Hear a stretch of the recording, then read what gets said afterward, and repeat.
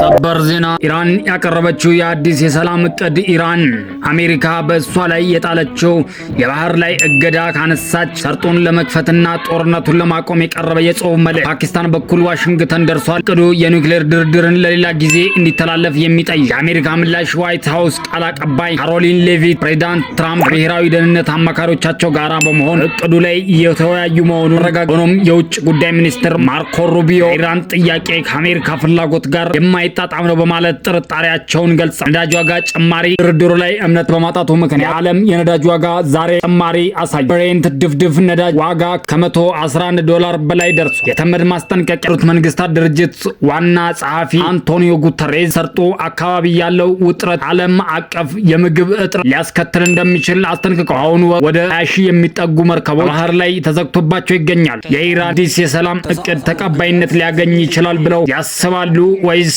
ውጥረቱ መቀጠል ምክንያት የነዳጅ ዋጋ የበለጠ ይጨምራል ሲል የዓለም ስጋት ሆኗል?